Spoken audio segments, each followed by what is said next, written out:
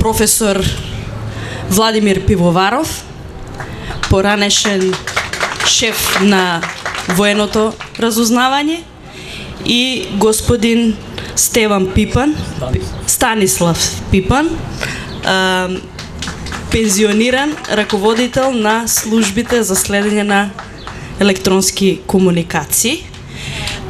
И мислам дека јас не ви се представувам, се знаеме, сите сме се гледале.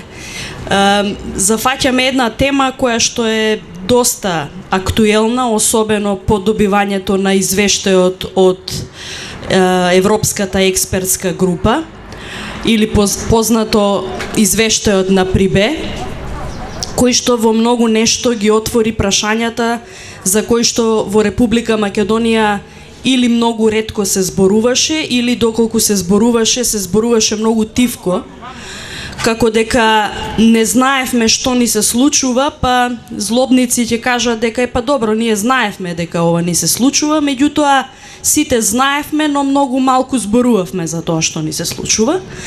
И ова е можеби една добра прилика од ова место, под видеонадзор на техничка подршка на Управа за безбедност и контраразузнавање, да ја отвориме темата и малку похрабро да позборуваме за забелешките дадени во извештајот, кои што се и домашна задача за Република Македонија во овој период кој што ни предстои, а зборува за реформи до добивање на позитивен или извештај со препорака за отварање на преговори со Европската Унија или домашна задача за власта.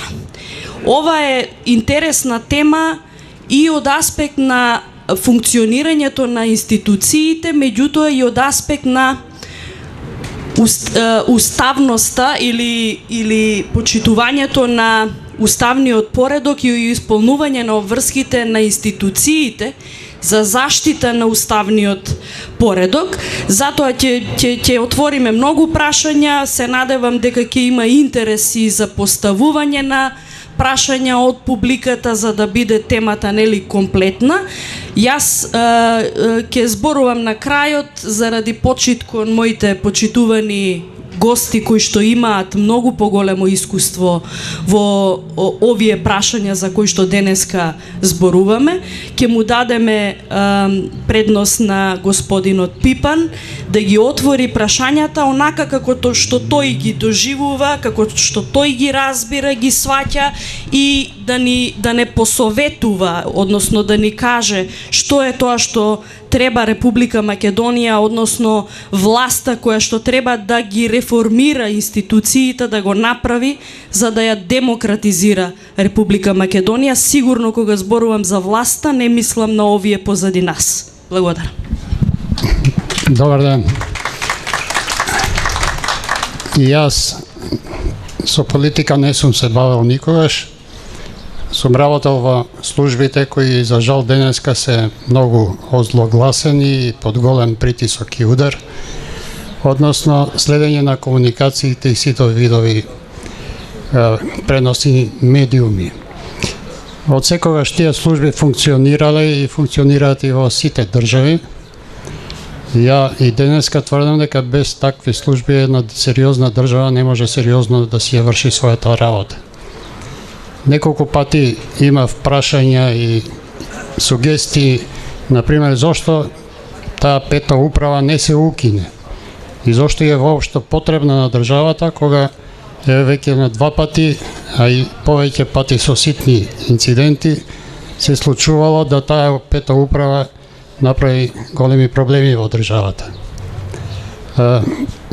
Ја велам, лесно е нешто да укинеш, меѓутоа тоа што петата управа, односно услугите кои таа ги држи во областа на безбедноста, се незаменливи и немате практично друг извор или начин како да добиете информации кои сепак во безбедноста се многу неопходни. Ние често се прашуваме кога царина ќе видиме заплени хероин или канабис или друг вид дрога, а секогаш коментарот на телевизија е дека при рутинска контрола цариниците откриле 100 кила хероин. Ја можам да ви тврдам дека тоа не е никогаш скоро рутинска контрола.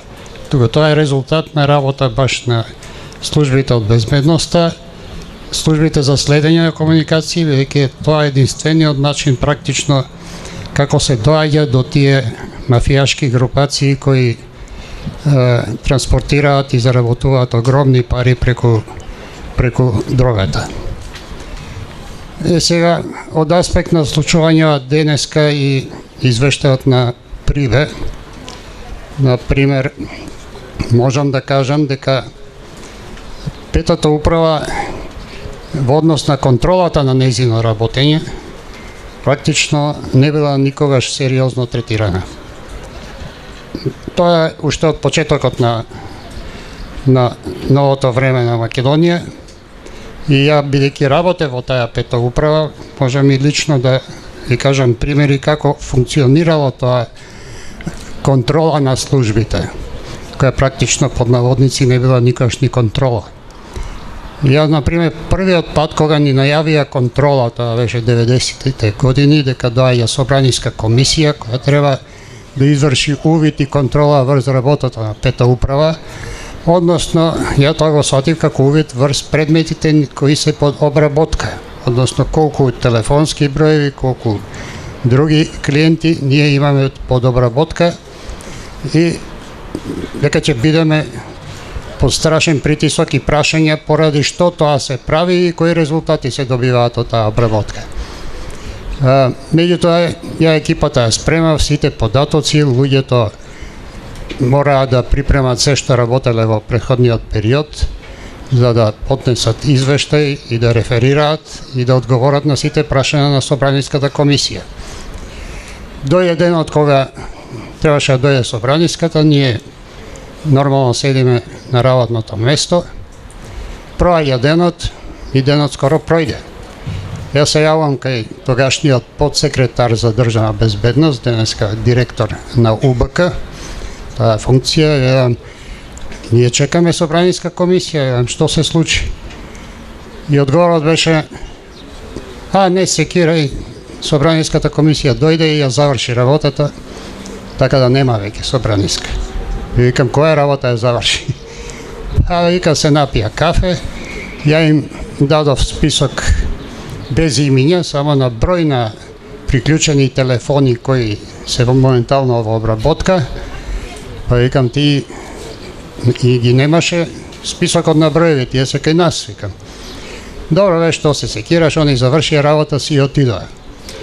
И тоа беше првиот пат, а тоа беше пракса и во сите наредни случаи кога собраниската комисија требаше да изврши контрола врз работењето на службите. Од тука можете сите да донесете заклучок како се вршела таа контрола. Ја дури се обидов и да сугерирам на некои луѓе дека треба сериозно да си ја сватат таа работа, не само заради нив и заради демократските принципи на една држава, туку дека едноставно и нас не штитат на тој начин. Бидејќи ако ние не сме под таков притисок и знаеме дека никој нема да не контролира, тогаш ќе не контролираат луѓето од власта, кои постепено ќе почнат и сигурно ќе почнат да ја злоупотребуваат таа функција. Меѓутоа немаше ништо од тоа и очигледно и зашто на два пати и повеќе пати доаѓа до една таква ситуација да петата управа е страшно злоупотребена во енормни цели, а ја морам да ви кажам дека тоа беше една од основните причини што јас ја напуштив пета управа тама кон средината на 90-тите години, заминав во друга служба која исто се бавеше со следење на комуникации, меѓутоа во делот на разузнавање, каде што бевме заштитени, не бевме под притисок на афери од типот на пета управа.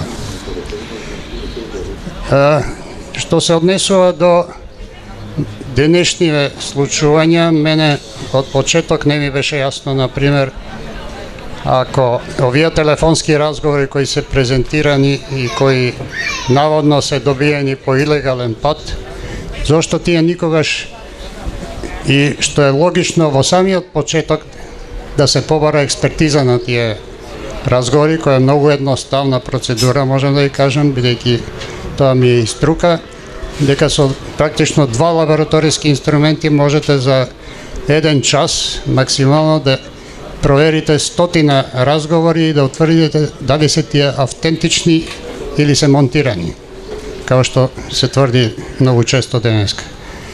Заклучокот е многу прост и едноставен, значи некој не сака да бара такво нешто затоа што знае дека резултатот ќе биде поразителен за тие што сакаат да манипулираат со такви оцени. Дури има и уште една метода која ретко се споменува денеска, а која беше многу актуелна, например, во случајот Заев против Груевски, односно Груевски против Заев, каде што судот го отфрли телефонскиот разговор приложен во врска за тој случај со образложение дека разговорот не е автентичен и тоа не е гласот на Груевски. Ја исто тврдам дека од еден телефонски разговор во должина од неколку минути може веднаш и со 100% сигурност да се утврди дали е тоа разговорот на лицето кое се споменува или тоа не е негов глас. И секој глас и секој говорник има карактеристики во својот говор кои се незаменливи и не е можно да се фалсификуваат. Тоа се викаат форманти, кои се карактеристични за гласот на секој поединец и кои имаат иста категорија и иста тежина како отисок на прст. Значи гласот ваш е секогаш отисок на прст и има таква вредност во утврдување на личноста.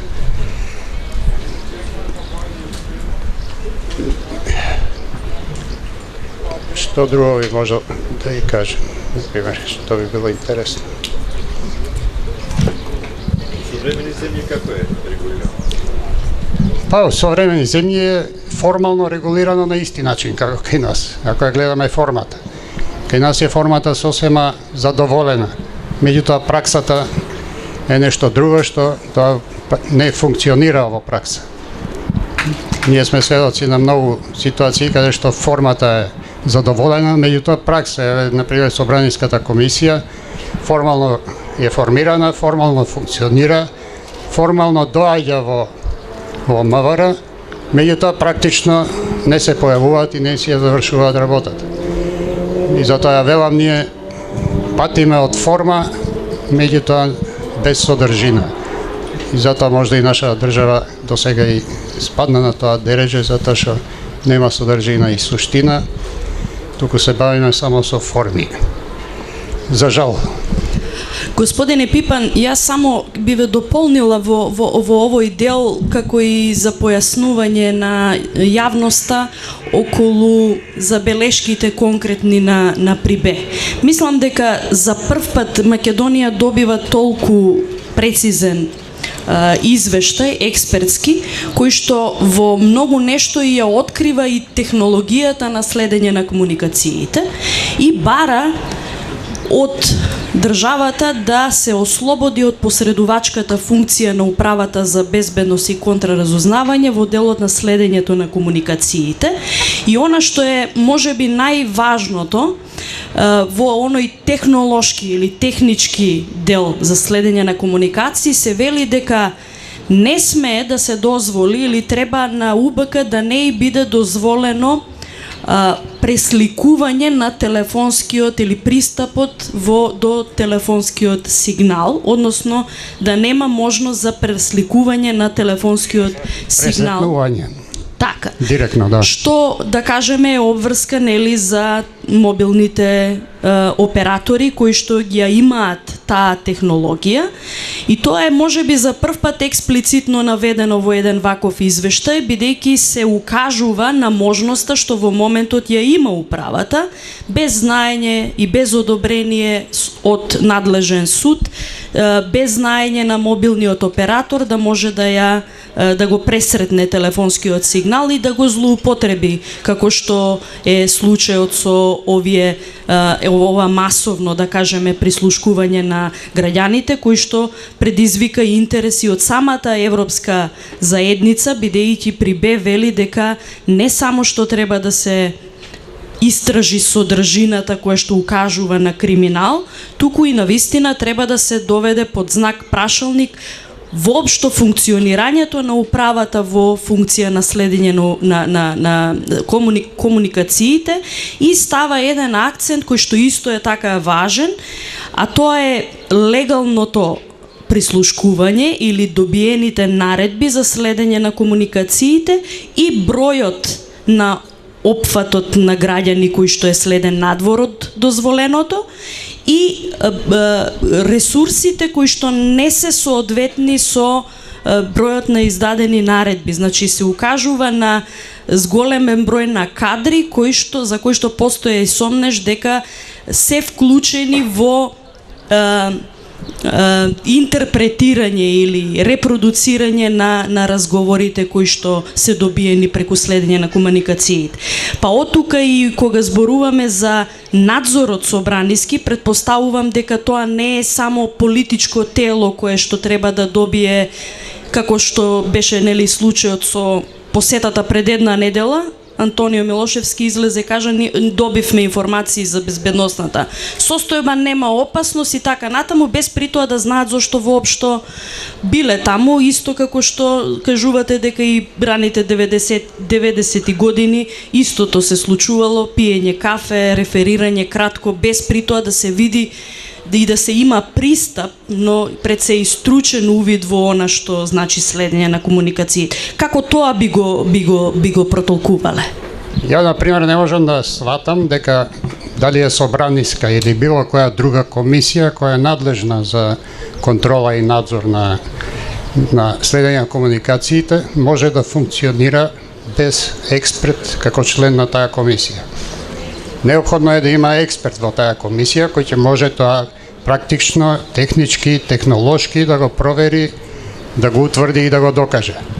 Ако мене ме ставите да оперирам на хирургија, сигурно дека ќе ништо нема постигнете, или јас само ќе посетам пациентот, ќе речам овој е добар и ќе си одам. Затоа и мислев и очекував дека во таа комисија ќе има експерти кои ќе бидат задолжени да и помагаат на комисијата и таа комисија да си ја заврши конкретно работата. Што се однесува до технологијата, например, на прислушкување. Секогаш се користат два методи во светот. Едниот метод е, бидејќи опремата е поделена дел во зградата на комуникациите, односно на операторот, дел се наоѓа каде што се обработува материјалот. Во различни држави тоа е различно решено. Обично операторите се тие кои добиваат налог од судот преку барање од јавниот обвинител или било кој, како е процедурата, и тој го врши приклучувањето на тој телефонски број да биде под мониторинг, односно контрола. Сега, слушањето на разговорите обично се врши во единиците кои се во надлежност на безбедносните служби. Значи, он го приклучува и го проследува тој разговор до МВР, вака пластично кажано. Во МВР има екипа која ги слуша тие разговори и подготвува извештаи. Бидејќи операторот нема капацитет, нити можност, нити знае што треба да бара од тие разговори. Знаете, секој разговор може да има скриена компонента која експертите, стручњаците од безбедносните служби може да ја препознаат. И тоа е логичниот пристап, обично, до начинот како тоа треба да се врши. Има држави, за жал повеќето тие завршиле како Чаушеску во Румунија, кои сами вклучувале, сами исклучувале, сами обработувале, организирале. И кога ќе му дадете на таква можност на еден субјект, тоа неминовно им 100% практично ве доведува постепено, ако не веднаш, до една ситуација на монопол. Кој монопол нормално се злоупотребува, не е тоа во добротворни цели. намене тој монопол. Кај нас, за жал, мислам дека тоа се прави на начин кадија те суди, кадија те тужи. Кога операторите би биле надлежни да го вршат приклучувањето на телефон, да нема можност службите за безбедност тоа да го прават, тогаш би била сосема друга сликата. Ако појдеме од практични причини, човекот што работи во безбедност, тој мора да ги слуша наредбите на својот надреден. Ако му рече надредениот да приклучи одреден број и да го контролира, тој ќе го направи тоа. Ако не го направи, се знае што следува. Има реперкусии по него. Ако тоа го прави човек кој работи во мобилниот оператор, тогаш тој е заштитен прво во однос на својот работодавач. Не му е загрозена платата, што е елементарна работа. Второ, судот е тој што го контролира и што го штити. И тоа би било еден логичен редослед на работите. И на тој начин и луѓето кои може да ги вршат злоупотребите би биле тргнати од помислата на злоупотреба. Ако вие имате нешто што ве привлекува и вие пред нос и знаете дека никој не го контролира, многу лесно човекот се решава тоа да го злоупотреби и да го искористи. Ако знаете дека немате таков пристап, тоа е веќе друга приказна. И затоа така тоа се случува. Кај нас може тоа да се среди многу едноставно, како што го средили многу држави, меѓутоа основно е волја и треба да се сака тоа да се направи. Ако се сака, се прави. Меѓутоа, ви тврдам ја дека не само оваа власт сега, и претходните власти вршеле злоупотреба, затоа што тоа им дава некоја моќ, некоја можност да се одржат на власт, да имаат увид веројатно во состојбите, да може да манипулираат. Меѓутоа, ова што сега се случува, тоа е стварно огромни количини. Во политиката веројатно ќе речете тој што ќе украде една цепаница дрво и камион дрва, и двајцата се криминалци. И двајцата треба да одат у затвор. И во политиката лесно се брани тој став, за жал. Во криминалот е друго, тој што ќе украде една цепаница оди 1 месец во затвор. Тој што ќе украде камион оди 1 година во затвор. Меѓутоа во политиката тоа така се каже. И секогаш ја слушаме изговорот: ние правиме, ама и вие го правевте тоа. И со право, и тешко е тоа да се нападне таа работа. Господине Пипан, ги спомнавте мобилните оператори како важен елемент во технологијата за следењето на комуникациите и сигурно ќе се согласите со мене, таа тема многу и не се отвори во Македонија после аферата со прислушкувањето и објавувањето на материјалите. Меѓутоа се отвара можеби индиректно со извештајот на Прибе, преку ова што претходно го кажав, оневозможување за пресликување на телефонскиот сигнал во УБК. Меѓутоа тука се отвара и прашањето за улогата на Агенцијата за електронски комуникации, бидејќи таа е задолжена да ги контролира мобилните оператори и провајдерите кои што исто така овозможуваат пристап до своите бази заради следење на комуникациите на граѓаните. И тоа прашање во Република Македонија никој не го отвори. Сите се занимаваме со петата управа или управата во рамките на управата за безбедност и контраразузнавање, меѓутоа многу малку операторите кои што во најголем дел се нели и странски капитал во Република Македонија имаат обврска да се грижат за законитоста и заштитата на правото на приватност на своите корисници, па од тука дали овие насоки на Прибег го зафаќаат тој дел на засилена контрола и на овластените надлежните за контрола во овој дел? Јас не сум го видел, треба добро да се погледа прво нашето законско решение за мониторинг и контрола на телекомуникации. Треба прецизно да се види кои елементи ги опфаќаат тој закон. Бидејќи, иако го што ми е познато, беше спорно во почетокот, кога почна контролата на мобилната телефонија, кој да набави опремата која ќе има можност да врши мониторинг на телефонските разговори. Тоа во повеќето држави го набавува државата. И таа е задолжена и го финансира тој проект, бидејќи државата е таа што е корисник на тие услуги.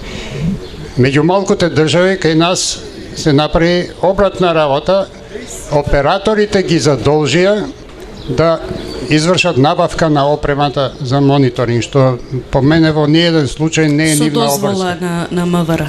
Да, со дозвола. Практично и МВР ја набавува опремата, они само ја плаќаат. Тоа е, во пракса тоа така функционира.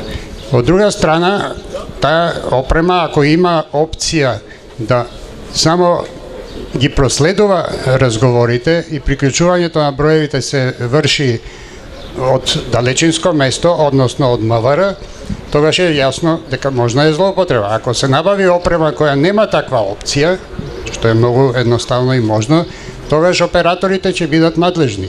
Меѓутоа, ја мислам дека во старт е погрешено законското решение и никој не го провери и не реагираше при воведување на тој закон, прецизно да се обработи. Пак се тука експерти во прашање треба да се консултираат, меѓутоа ја бев меѓу тие што никој нити не праша, нити консултираше, нити бараше мислење од нас како е практично и технолошки најцелисходно да се изведе таа операција. Едноставно јас знам дека добија налог операторите, вие ќе ја набавите оваа опрема, добија список на опрема, ќе не поврзете со оптички кабел МВР со вас и другото ништо не секирајте. И сега ако стајате во позиција и на операторите, што би правеле вие? Ќе речете амин. Не сте во можност да пружите отпор, бидејќи немате по кој основ да пружите отпор и кој да ве заштити. И затоа така тргна целата работа нормално, што не би требало да биде.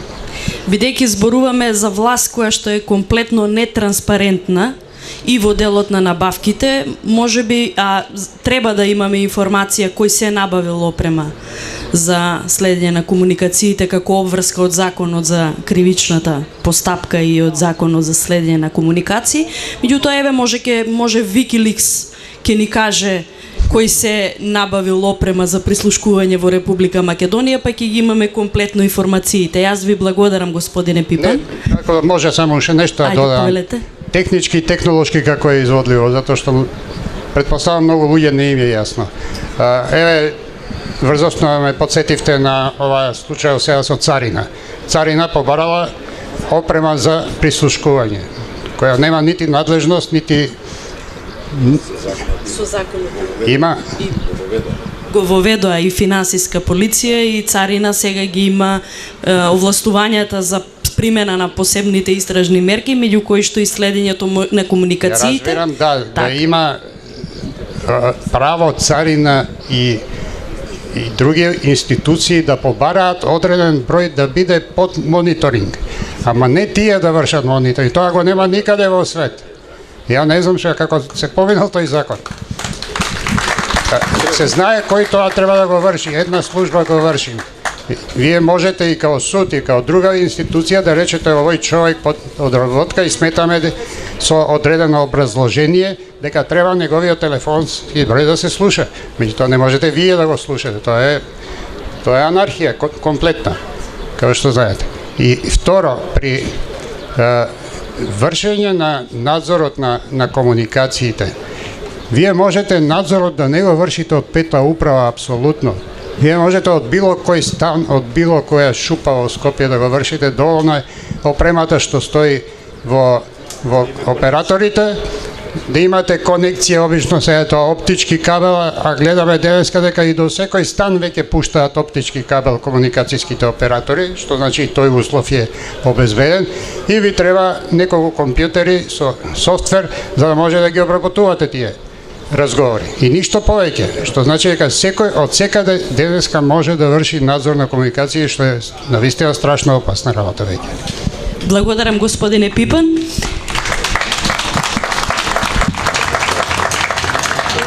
И сега си го поставуваме прашањето зошто институциите во овој случај МВР директно посега по мерката следење на комуникации, ако не може да да ја обезбеди информацијата на друг начин. Значи, човечкиот ресурс е нешто што е потребно на полицијата и на безбедносните служби заради обавување на својата функција и задача. Како поминува времето, безбедносните служби го губат човечкиот ресурс како извор на информации и заради тоа почнува и масовната употреба на следењето на електронските комуникации заради добивање на информации. И сега доаѓаме до она жешка тема која што во Македонија повеќе се исполитизира отколку што се согледа на еден стручен начин. Јас познавам барем 6 мина кои што зборувавме за значењето на соработничката мрежа во функционирањето на самите институции и колку лустрацијата го загрози тој процес или ги уништи човечкиот потенцијал како извор на информација во работата на безбедносните служби, па се пребегна кон следењето на комуникациите. За ова, професоре, сте зборувале многу. Јас би ве замолила и во тој дел, меѓутоа и во оној дел за кој што сметате дека ќе одговори на прашањето во нашата денешна тема, дали нашиот безбедносен систем е во распаѓање. Повелете. Благодарам, колешка Еременска. На оваа тема зборував и пред нашата јавност долго време, заедно со колешката Еременска.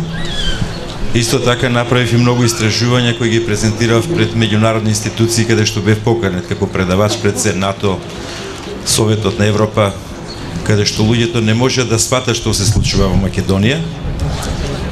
Веднаш во стартот препознав дека со спроведување на закон за лустрација ќе биде скренат само кон политичка борба со неистомисленици, што впрочем и се оствари.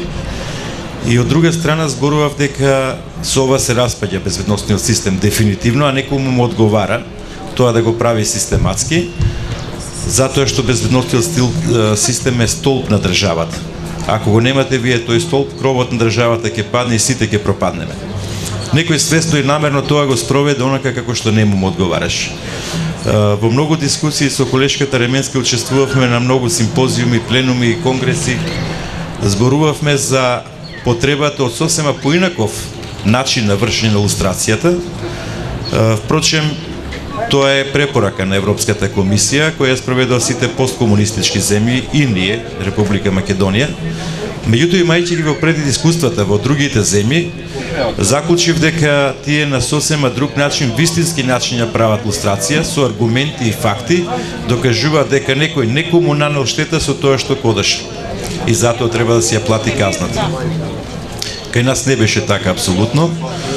Од тоа време знае и колегата Станко, кој заедно работевме во МВР, значи имавме и посебни станови каде што разговорите помеѓу соработникот и оперативецот се снима. Денеска во процес на лустрација имате само едно голо ливче, во кое може да прочитате некој што кажал. Некој можеби тоа го измислил. Некој можеби го злоупотребил вашето име. И верувам дека секој од вас кој тогаш имал 18 години сигурно можел да биде денеска лустрирал само ако е проблем со власта, односно ако представа некаква нивна пречка. Сега ќе се навратам што значи работењето со оперативните врски. Значи, основната информација имаше повеќе степени на соработници. Секогаш се бира од средината каде што се јавува безбедносниот проблем. Создавање на една оперативна врска трае со години. Не е тоа денеска ќе подпишеме договор како соработник со службата, тој треба да биде инструиран, да добие насоки. Во времето пославо има колегите постари оперативна техника за документирање на тој разговор. И ја во 2002 кога станав шеф на разузнавачка служба имав сериозни проблеми со возрастните колеги. Значи излегоа многу современи диктафони кои беа многу миниатурни и сакав секојаш разговорот со оперативната врска да биде документиран говорно, за да сум убеден дека тоа што го плаќам како шеф на служба, како продукт, е вистински продукт. И тука настана сериозен проблем. Ме пишуваа колегите по вестници дека нешто новини воведувам во разузнавањето. Не, апсолутно само го барав она што е во науката за разузнавање воведено. Создавањето на една оперативна врска трае со години. Губењето на една оперативна врска значи сите безбедносни служби во својот ресурс имаат контраразузнавање кое се грижи токму за заштита на тие оперативни врски. Кај нас ние преку ноќ урнавме се, единствено со политичка заднина и впрочем редоследот на настаните кои се случуваше во Македонија, зашто предупредував дека ќе имаме сериозни проблеми, тоа и се случи. Имавме неколку терористички акти, напади на владата. Истрагата е во тек. Неколку поставени експлозивни направи, Куманово 2 пати, други градови исто така, истрагата е во тек. Значи, имавме сериозен инцидент пред 2 месеци во Куманово кој можеше да ескалира до крајност државата. Повторно истрагата е во тек. Тоа е суштината на немање на оперативни информации. Сега, која е врската помеѓу оперативната работа и електронското разузнавање? Значи, електронското разузнавање е глуво и слепо доколку немате оперативна информација, што треба да барате, кого да следите, како да го следите. Ќе ви кажам еден пример. Ако по GPS некој е предмет на службата и треба да го следиме, тој го дава на друго лице мобилниот телефон и ние, ако немаме информација вистинска од теренот, преку оперативна врска, дека тоа лице се наоѓа таму и таму, значи може да бидеме доведени во сериозна заблуда. Овој проблем беше решен во Словачка на многу едноставен начин. Формира институт, тој го предлагав кај нас, кој институт во целост ќе ги провереше информациите кои се наведени во таа оперативна информација. Значи како се случувале злоупотребите. Оперативците од тоа време знаете дека УДБА беше нешто над системот и секогаш беа без суд, без можност за контрола. Тие што ќе ви пишеа, тоа ќе се најдеш. И многу често верувам во досијата, ако некој ги отворил во МВР, законски го имаше тоа право, можеше да прочита се и се што за него. Впрочем, како се случуваше тоа? Оперативецот, немајќи оперативна врска во одредено безбедносно подрачје, се случува безбедносен проблем, си пишува сам од своја глава информација и на крај пишува, секојаш мора да се наведе од каде му информацијата. И тој го пишува вашето име, бидејќи вие живеете таму, а вас ве познава. И денеска вие треба на судот да докажувате дека не сте вие тие кои соработувале со таквиот соработник. Многу информации од тоа што ги работеше господинот председател на комисијата, разговаравме неколку пати, дебати имавме јавни на телевизија, апсолутно не ја разбираше работа. Затоа кажав дека оној кој ја врши илустрацијата мора да знае методологија на работа на безбедносните служби. Меѓутоа, што се случуваше? Се случуваше да нема ни веродостојност на материјалите кои ги добиваше од УБК или од историскиот архив. Значи, тие може денеска да се креирани, да се подметнати, меѓутоа вие немате никаква можност, а тоа е основно уставно право, право на одбрана. Не може да се одбраните. Потоа, во законот многу јасно беше наведено дека презумпција на невиност е основно начело. Значи, пред да почне постапката за некој лице за илустрација, ние дознававме од сител од Канал 5 кој ќе биде илустриран. Значи, однапред ја знаевме одлуката. Впрочем, и во бомбите видовме нарачена илустрација за човек од Кичево. Сега, кој ќе му ја врати честа и достојанството на тој човек? Никој не може да му ја врати. Значи, неговите генерации се натемисани за век векова во тој град каде што тој живее, а ние сме мала држава и се знаем. И се прашувам една друга работа. Значи, и секојаш сум кажувал како оперативец, како шеф на служба, може и да ме бесите, ама ја никогаш нема мојата оперативна мрежа да ви ја кажем. Меѓутоа, многу добро знам кои биле соработници на службите. Некои од тие соработници сега се високи функционери во власт. Успеале во кариерата. Меѓутоа, тоа не може. Значи, гледате дека суштината на овој процес беше исклучително само да се нанесе политичка штета. Таа политичка штета не кошта многу. Видовме се што ни се случува и во иднина што ќе ни се случува. Еве како пример го земам денешното известување на косовските медиуми во кои се вели дека македонски државјанин поврзан со ИСИЛ е уапсен на територија на Косово. Пред месец дена имавме таква информација од Италија. Значи, луѓе поврзани со ИСИЛ били уапсени во Италија. Дури во Австралија имаше наши државјани кои се уапсени. Само во Република Македонија ние не знаеме ништо. Обично службите дознаваат од семејствата кога некој ќе погине на Блискиот исток во редовите на ИСИЛ.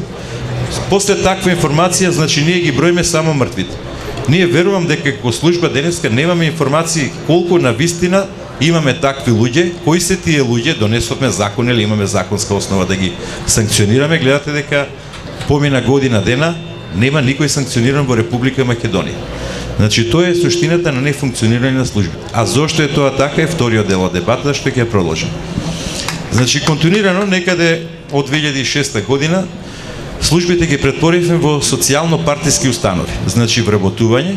А зошто е партиско? Затоа што си должен на партијата, тоа е тој клиентелизам, ние те вработуваме, а ти имаш обврска само да носиш гласови. Значи, апсолутно законските обврски што се во Законот за внатрешни работи, откривање, докажување, спречување на извршување на кривични дела, не е твоја работа. Значи, клати врата, земи плата. И до кога вака ќе одиме? Гледаме денеска нов конкурс, 629 припадници на МВР. Ба ние сме толку мала земја и секојаш велам дека се знае. Апсолутно сите сме свесни дека таму се влегува или со партиска книшка, со одработени гласови, или вториот моментум е со плаќање на пари. Тие луѓе кои така влегуваат во служба, значи немаат обврска према предпоставени во хиерархијата и наместо да се одговорни пред државата, пред законот, пред уставот, тие се одговорни кон политичката партија која е на власт. Политичката партија е само сегмент во едно општество.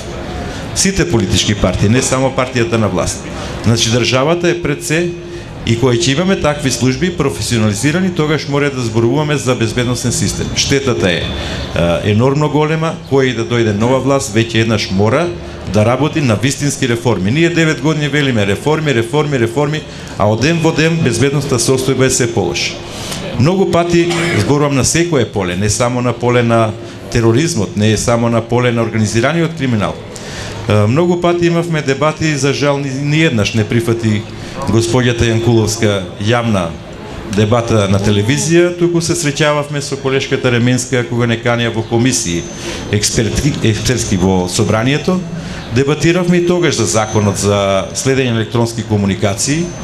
Значи, бев краток и јасен и кажав дека ако нешто не знаеме, ќе го примениме оно што другите го направили и дало резултати. Тоа е германската служба, начинот на следење на комуникации, тоа што не го кажа колегата Станко, а го има во неговата книга, ќе го цитирам.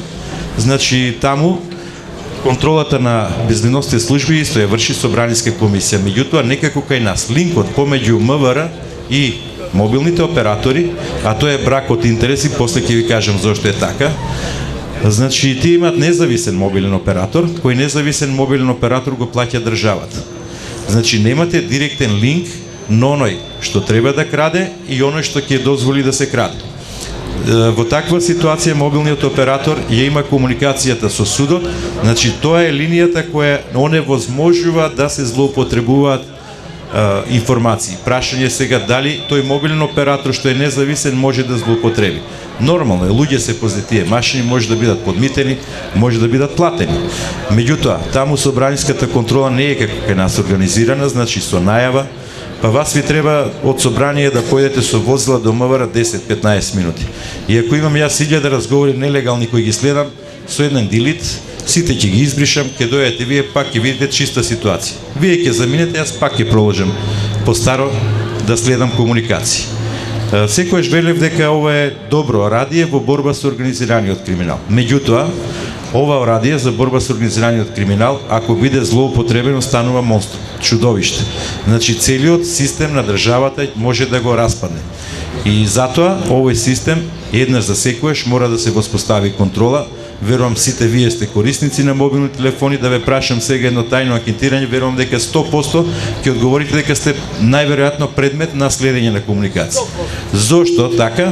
Затоа што она што го слушаме, она што го гледаме, сите од нас мислиме дека сме во тие 26.000 лица, а верувам дека многу од нас има кои и се опфатени со следењето на тие комуникации. Значи, тука не е само човековите права нарушување на уставност. Тука може, ако сте политички опонент, се и се што да ви монтираат, се и се што да ви креираат, дури, не дај Боже, семејство да ви растурат. Значи, тоа е многу опасна работа, која видовме дека е користена, исклучително за цели на бизнис, за политичка пресметка и најверодостојна изјавата на Јанкуловска, која рече МВР на ВМРО. Значи, тоа е вистината и не треба да се лажеме. Тука се поврзам со извештајот на господинот Прибе. Значи, тој убаво што го кажал тоа што мислам на експерти во Македонија го зборуваме многу пред него тоа, дека се случува. Меѓутоа секогаш ние се палиме на странци. И во ваква ситуација кажавме, еве Прибе ни каже. Не, многу одамна се знае дека е таква ситуацијата. И сега што Прибе вели? Вели тоа е тоа. Кој е решението? Департизација. А кој треба да ја направи департизација? Тој што ја направил партизацијата? Па никогаш. Кој ги уживал плодовите од партизацијата? Тие што ја направиле. И не можам да сватам, европјаниве секогаш ни констатираат со години наназад вакви пропусти, а никогаш не кажуваат кое е решение. Како овие луѓе ќе бидат департизирани? Дали постои начин? Јас мислам многу тежок е тој начин, затоа во една дебата пред 2 недели на 24 вести кажав мора да почнеме со радикални методи. Ако сакаме еднаш Македонија да почне да живее како правна држава, а правната држава пред се заснива и на стабилна економија, и главен проблем во Македонија е оној што беше и во Грција. Грција се распадна системот финансиски пред се од криминалот и од корупцијата. Ние сме на истиот пат, меѓутоа се уште не ни е објавено дека сме на тој пат. Се верувам дека ќе има, не ни кажа едноставно што вели колешката, и тогаш ќе биде доста. Тогаш велам и они од другиот камп да дојдат тука и сите да се собереме, и цела Македонија ќе биде предоцна. Тогаш ќе немаме кредити, ќе немаме финансии за јавна администрација, финансии за пензии и апсолутниот целиот финансиски колапс се распаѓа. Да се вратам на врската помеѓу мобилните оператори и службите. Значи тоа е интерес. Интересот е во тоа што вие можете да следите комуникации колку сакате, а тоа не смеат да го дозволат, бидејќи по закон тие се соучесници во извршување на ова тешко кривично дело. И верувам дека сите оние кои ќе добијат документи дека се следени, ќе имаат правен основ да си го тужат и мобилниот оператор за нанесената штета. Иако мобилниот оператор секојаш крева рамена и вели не сме ние. Значи првата теза на власта беше дека имало некакви комбиња, точно е дека може на тој начин да следи комуникација, па тие ги случувале целиот систем, сите базни станици, и тогаш се прашувам што работел софтверот на мобилниот оператор. Значи тој во тој момент ќе забележал дека нешто чудно се случува, ќе ги известил службите и ќе ги уапсиле тие комбиња ако се тука. Значи таа теза беше првата теза и на папагалите од, како се рече, Том. Сите почна како папагали, истата теза да ја нанесува голема штета. Прво наведува странска држава, почнаа со Англија, па лутаа со Америка, стои позади ова. На крај, за да испадне, не постои ни една странска служба. Сега, ако не постои странска служба, постои процес пуч, и се прашувам кој битие на ова кривично дело. Значи, да земете материјали, да ги предадете на странска служба, а странска служба не постои. Значи, тоа е вториот проблем кој го имаме, не само со безбедностниот систем, кој е директно врзан и со другиот систем, а тоа е судскиот систем. И она што е несвојствено, видовме дека судскиот систем е во закрила на Министерството за внатрешни работи. Во таа дебата со колегата што ја имав, значи дебатиравме околу тоа, многу често веќе почнува кај нас да се употребува зборот мафија. Значи во своите корени мафијата се знае што значила на Сицилија, значи организирана, хиерархиски поставена, стекнување криминален плен, спротивно на закон работење. Меѓутоа тие за да функционират имале подкупено 1-2 обвинители, 1-2 судии, 1-2 полицајци, 3-4 војника, и тоа бил нивниот целосен успех. Меѓутоа денеска кај нас се зборува за систем. Не се зборува за двајца или за тројца. Значи, верувам дека ние денеска имаме нешто посавршено од она што можел Ал Капоне да го замисли како, нели, во историјата запамтен како најголемиот бос. Значи, ако имате цел систем, во кој систем верувам дека има професионалци и честни луѓе, меѓутоа поради стравот кој постои во нивните институции, апсолутно тие се таму бессласни пукви. Околу професионализација на Министерството за внатрешни работи не верувам дека има некој излез и некој решение во овој момент, и затоа предложив тогаш радикална мерка, значи она што исто го направиле словаците некаде 2002 пред да влезат во ЕУ и во НАТО. Значи безбедносните служби биле ставени на проверка секој вработен. Впрочем, денеска и службите како што се најголемите светски, и руската, и англиската, и САД, значи своите припадници на 6 месеци ги ставаат на подвргнување на полиграф. Меѓутоа тоа не е во законска форма, туку е во подзаконски акти кои оставаат простор службата натаму да го следи неговото однесување, нели? И да го отстрани од службата. Доколку и тие служби не работеле така со полиграфи, со современи методи, денеска верувам дека би биле пострашни и од нашата служба. Значи мора да најдеме начини и контрола каде што човечкиот фактор видовме дека закажа, значи многу е битно сега веќе да го употребиме техничкиот фактор. Прашува како ова ќе се изведе кај нас кога е во незаконска форма. Многу едноставно. Ќе донесеме закон во собрание и во законска форма. Инаку знам дека малку разбирате што е полиграф, не сакам да ве навредам. Денеска веќе излезе 8 генерација во Соединетите американски држави на полиграфот. Тоа се најсовремени полиграфи каде што отстапувањето веќе може у промили да го дали е исправно одговорот или неисправно, значи у промили може да биде грешката, не во проценти. Како некој што се велеше првиот криминалец, отрпнат од сите работи, ќе го излаже полиграфот. Апсолутно веќе тие методи на функционирање на притисок, на крвотокот, на потење, апсолутно не функционираат, односно се застарени. Сега имаме прецептори кои погодуваат мозочно ткиво каде се создаваат овие лажни представи кои ги изнаса лицето и во таква ситуација многу лесно се утврдува.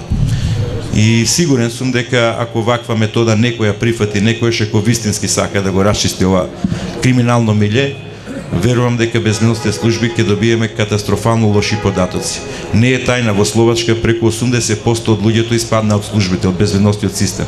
Меѓутоа тоа беше бланш картот за нивното влегување во Европската унија и во НАТО.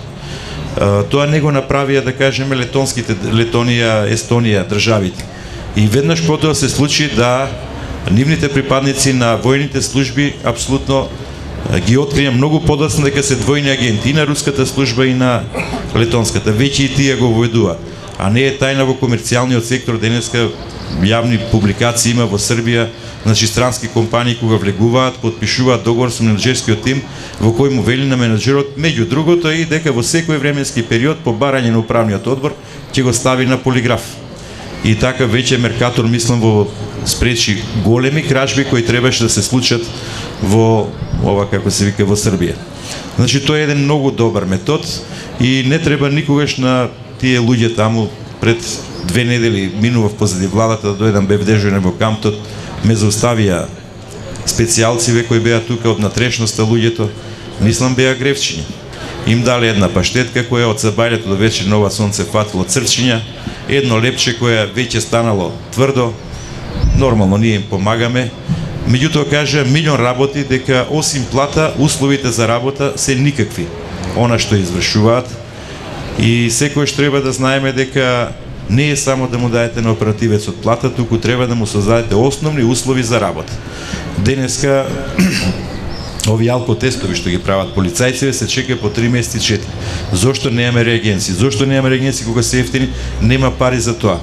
Значи во суштина само се зголемува административното тело во државата, а секоја држава во која немате реално производство нема кој да го плати тој систем, ќе го плаќаат кредитите. Ама и кредитите еден ден ќе секнат. Тогаш тој гнев кој ќе се случи ќе биде многу доцна и ќе биде прекасно да можеме да действуваме, значи сите веќе ќе бидеме потонати. Многу пати во дискусиите околу други безбедносни прашања, само да довршам, дебатирав со министерката, еве на пример за неколку изјави нејзини дека успешно се бориме со дрогата. Дека Македонија е транзитна земја, апсолутно Македонија веќе не е транзитна земја, Македонија е консумент, односно дестинација каде што останува дрогата. И по мои званични податоци преку Министерство за здравство мислам дека околу 16.000 имаме регистрирани наркомани. Тоа е јавната бројка, секојаш таа се множи со 3 до 5, зависи од поднебјето, према класификација на Обединетите нации тоа се прави. Значи рачуните тоа се 16.000 грама, тоа се 16 килограми. Значи 16 килограми дневно по 50.000 евра, тоа ви доаѓа некаде околу 55 по 6, 30, 80.000 евра, дека денеска како ќе биде 800.000 евра. 800.000 евра денеска на територија на Македонија. Која компанија прави бизнис од 800.000 евра? А министерката не убедуваше дека сите босови, сите се во затвор, ситуацијата е безбедна, немаме проблем. А сите околу нас гледаме дека веќе јавно и на улица се продава и секаде. Тоа е оној дел на професионализација, затоа што жално е доаѓам од таа институција и најтешко ми е кој ќе видам некои колеги на високи функции кои некојаш биле мои клиенти кои сум ги апсел, кои биле осудувани. Денеска се високи функционери кои ќе прашам за добро или за лошо, некои од сегашни раководители се мои цимери во Министерството од првиот човек па надоле и разговараме нормално како луѓе на оваа тема. Меѓутоа тоа се е партизирано и никој нема можност таквите луѓе да ги расчисти од службите. Која е довербата на граѓаните вас во полицијата кој ќе видите некој криминалец од вашето мало да треба да соработувате со него. Стално зборуваме за таа полицијата во заедницата. Како може да направиме полиција во заедница со одредени прљави полицајци кои ги гледате секој ден. Амо тие, ако се прљави, сите знаеме. Меѓутоа, тие се добри за гласањето, тие носат гласови.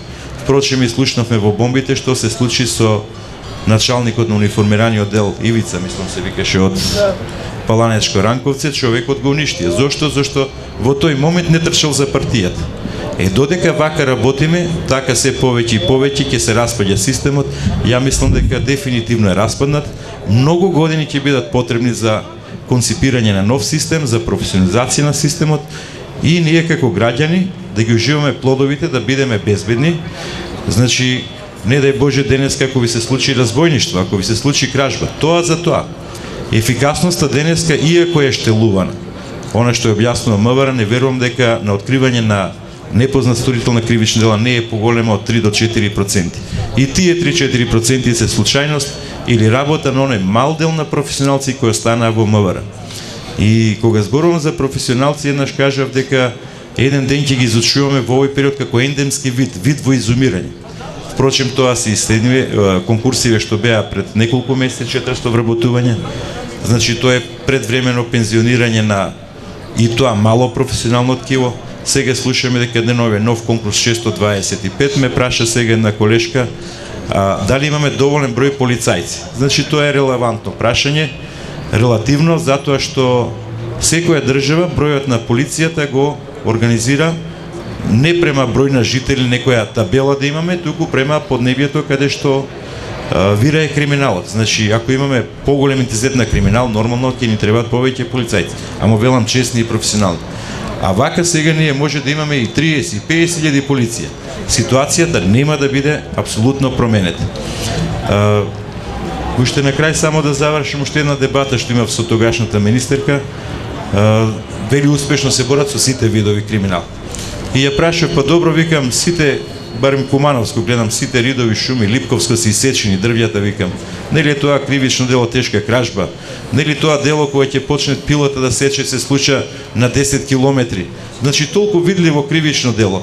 Имате, викам, дронови, имате беспилотни летала, снимете ги тие луѓе, утре може веднаш да ги дадете у суд. Или еве, платите специјалци, нека ги уапсат веднаш, дајте ги на суд. Значи, суштината е кој е тој таму што краде. Тој таму што краде е наш член. И така ги делиме луѓето денеска, на наши и сите останати. А сите останати се непријатели. Или во катастрот, во евиденции како наградуваат своји партиски истакнати членови. Значи, техничка грешка и ќе ви запишат 100 хектари шума. Таа 100 хектари шума ви носи 100.000 евра, предпоставено од исечена. Тоа е тоа врзно ткиво, криминално, кое во моментот функционира во држава. Значи, тоа е тој клиентелизам и при запослувањето и при одредени бенефити кој овозможува, значи, нема веќе начин како да ја разделиме таа држава од непрофесионалците, односно од партиските војници. Значи, тоа ќе биде сериозен проблем, се остава на политичарите да го решат ваквиот проблем. Нормално е дека ќе има потреси, ќе биде тешко, меѓутоа мора да сме свесни. Без радикални чекори држава да направиме е многу тешко.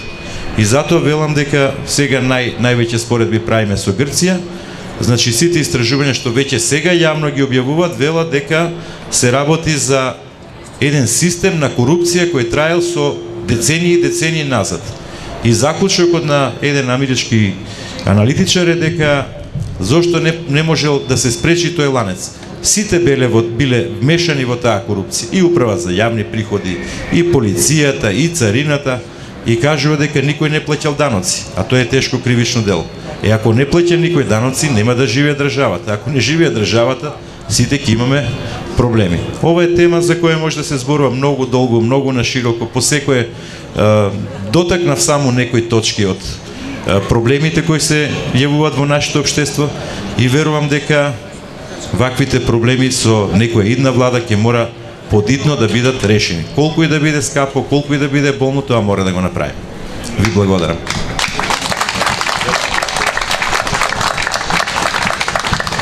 Благодарам, Владо.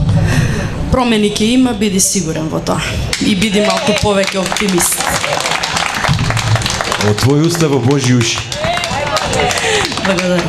Значи, вака, јас ќе се вратам на примарното прашање. Дали безбедносниот систем на Република Македонија е во распаѓање или можеби од некоја временска дистанца ќе зборуваме како се распаѓаше безбедносниот систем на Република Македонија. Меѓутоа, сакам да го проширам малку прашањето, бидејќи ние кога зборуваме за безбедносен систем, ги имаме на ум само Министерство за внатрешни работи и Министерство за одбрана. Едните се грижат за внатрешната безбедност, другите за надворешната, меѓутоа многу малку разбираме што е во основа безбедносниот систем. Вие, колега, рековте безбедносниот систем е столбот на државата. Јас ќе се изразам со медицински речник, некако ми лежи тоа во последно време. Тој е имунолошкиот систем на државата, на организмот. Значи, тој го штити организмот од секој вид на напад. Меѓутоа, кога ќе заболи тој систем, раѓа автоимуна болест или самиот систем се јаде себе си. Така што ние можеме денеска да зборуваме за безбедносен систем кој што се јаде самиот себе, меѓутоа претходно ги изеде вредностите кои што ги штитеше, бидејќи тој не може да постои, а да не штити одредени вредности. Меѓутоа, безбедносниот систем во себе има три компоненти. Тоа е безбедносното право, кое што ги опфаќа Уставот, законите кои што ја регулираат проблематиката на работата на институциите задолжени за безбедноста. Понатаму самите, вториот елемент е институциите и органите, па тука влегуваат институциите кои што се креатори на безбедносната политика. Можеби не сте знаеле, меѓутоа председателот на Република Македонија, Советот за безбедност на Република Македонија и комисиите за одбрана и безбедност се креатори на безбедносната политика и се дел од безбедносниот систем. Сега, кога ќе слушнете председателот на Република Македонија, поставете си го прашањето на неговата основна функција, да не зборам за безбедносната функција која што ја има како врховен командант на вооружените сили, и крајната несериозност на неговото гледање на неговата улога во безбедносниот систем беше последното од неколкуте последни телевизиски гостувања во кои што за кумановските настани кажа дека е агресија од Косово и без притоа да се потсети на неговата должност како врховен командант во случај на регистрирана агресија од друга држава и како врховен командант, и остана жив човекот. Сега можеби не соодветствува ова што го кажа во моментот, меѓутоа зборуваме за една терминолошка, една политичка несвесност во изразувањето на човек кој што е на врвот на безбедносниот систем на Република Македонија. Тука се Министерството за внатрешни работи, Министерството за одбрана, Агенцијата за разузнавање, Дирекцијата за заштита и спасување и сите останати, армијата, Генерал-штабот и сите останати институции кои што извршуваат задачи во областа на безбедноста. И третиот столб е мерките. Начинот како се спроведува безбедносното право и како институциите работат. Дали превентивно или репресивно. И сега доаѓаме до оној базичен дел на безбедносниот систем, што тој штити, кого заштитува. Граѓаните да, меѓутоа заштитува и еден вредносен систем. Тој вредносен систем е втемелен во поредокот, уставниот поредок, и е пишан дел од уставниот поредок.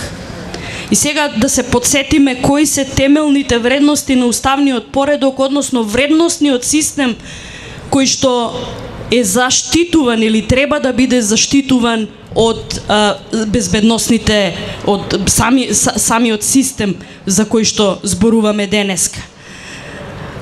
Понатаму, значи вака, прва темелна вредност на уставниот поредок е заштитата на човековите слободи и права. Ако ние зборуваме дека државата, односно една институција која што функционира за потребите на државата, Министерството за внатрешни работи и за граѓаните, сериозно се впушта во кршење на човековите слободи и права. Ако државата е таа која што ја воведува и директната и индиректната дискриминација на граѓаните, особено по политичка основа, тогаш не можеме да зборуваме за институции кои што се грижат за заштита на овој темел на уставниот поредок, човековите слободи и права, за кои што пишуваат и меѓународните институции. Понатаму, втора темелна вредност на уставниот поредок е поделбата на власта на извршна, судска и законодавна. Безбедносниот систем и институциите во неа треба да се грижат за заштитата на оваа темелна вредност на уставниот поредок. Но ако видите дека еден орган во безбедносниот систем, а тоа е поточно еден човек кој што раководеше со еден орган во рамките на институција на безбедносниот систем, одлучува кој ќе биде судија, кој ќе биде обвинител, се меша во работата на законодавната власт, или ако владата како извршна власт го диктира темпото на работа на собранието и волјата на пратениците, тогаш не сум сигурна дека ние сме, односно институциите во безбедносниот систем ја сватиле нивната улога и нивната функција. Понатаму, институциите во рамките на безбедносниот систем треба да обезбедат услови за функционирање на правото, правната држава и владењето на правото.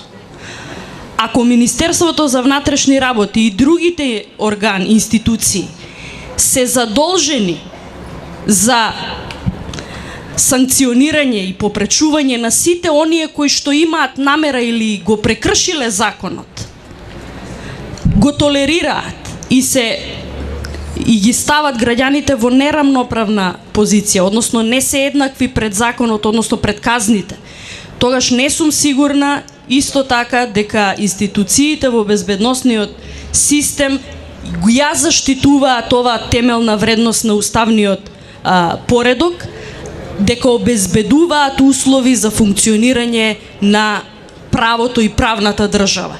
Тие треба да ја гарантираат работата на и функционирањето на правната држава, бидејќи и самите тие се дел од државата. Меѓутоа, ако тие се директни кршачи или создавачи на услови во кои што не може да функционира правната држава, тогаш тие стануваат самите проблем. Друга вредност или темелна вредност на уставниот поредок што е предмет на заштита на безбедносниот систем е политичкиот плурализам. Политичкиот плурализам подразбира различност на политиките и организација на граѓаните во политички партии. Ако денеска гледате каква е практиката на власта кон оние кои што не се ВМРО ДПМН, тогаш доаѓаме до клучното прашање дали власта, државата, институциите задолжени да им ги гарантираат правата на граѓаните и да ги заштитуваат од насилство и било каква форма на дискриминација, овозможуваат оваа темелна вредност да се развива. Па ќе слушнете дека денеска владеачката партија се претворила во движење и ќе ги зафати и ќе ги претопи сите мали. Односно ќе го загрози политичкиот плурализам кој што е темелна вредност на уставниот поредок. Дали тоа треба да го дозволиме? И да не го заборава моментот на политички плурализам кој што е нотиран во извештаите на Европската Унија и во укажувањето на европските државници кои велат дека мора да се создадат услови за опозицијско делување или за делување на опозицијата. Фактот дека целосно медиумски, политички, институционално е покриено делувањето на опозицијата, зборуваме исто така за загрозување на оваа темелна вредност на уставниот поредок. Понатаму, хуманизмот, солидарноста и економската безбедност се темелна вредност на уставниот поредок.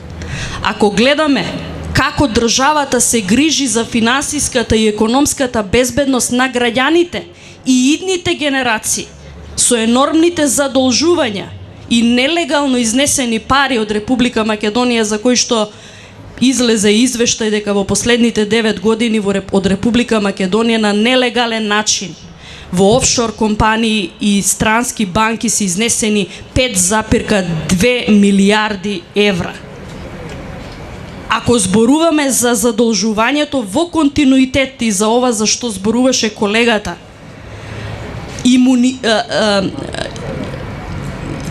имунитетот што го стекна народот да не реагира на задолжувањето на државата, кој што во перспектива ја загрозува финансиската безбедност на генерациите, тогаш се подведува исто така под знак прашање дали ова темелна вредност на уставниот поредок е заштитена од службите кои што влегуваат во рамките на безбедносниот систем.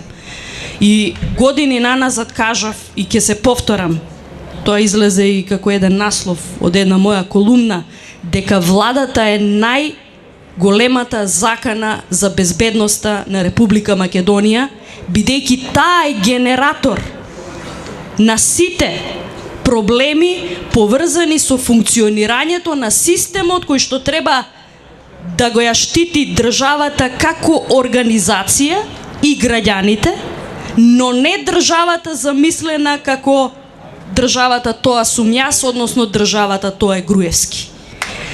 Ако така го подразбереме, а така го разбира господинот премиер, прашањето на функционалноста на државата и функциите на безбедносниот систем, како му го обезбедуваат владењето овие неколку години, тогаш сериозно се доведува во прашање детектирањето на слабостите во самиот безбедносен систем.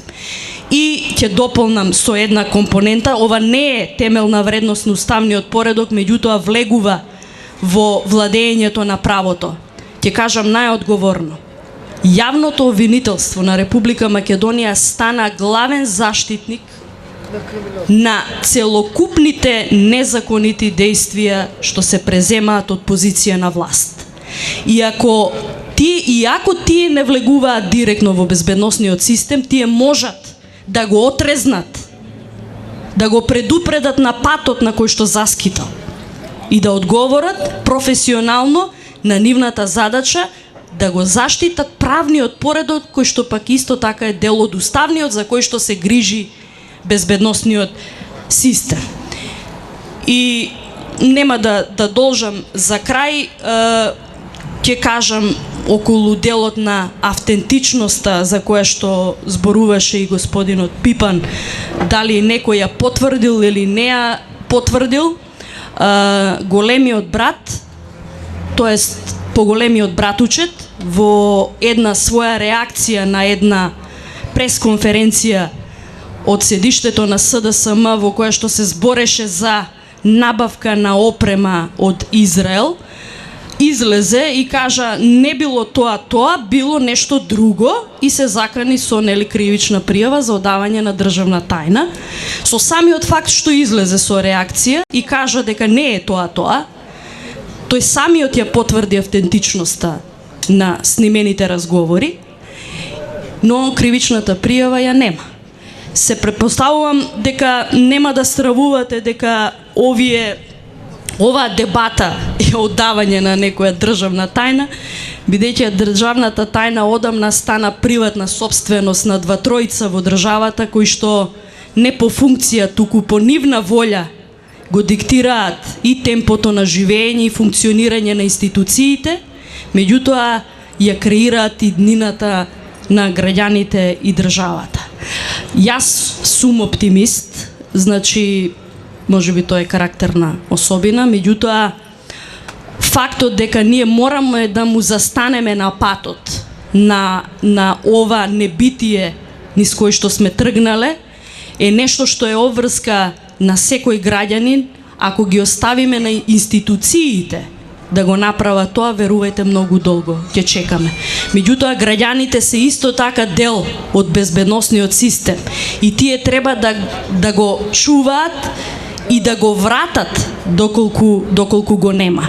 И ова само ќе го повторам она што го напиша во едно од последните интервјуа поврзани со извештајот на Прибе, а тоа е една од клучните теми која што во моментот се води во германската научна јавност за развој на науката за полицијата, а тоа е историската дебата која што зборува за развојот на германската полиција, што е незината надлежност и така натаму и се поставува клучното прашање околу кое што се води таа дебата.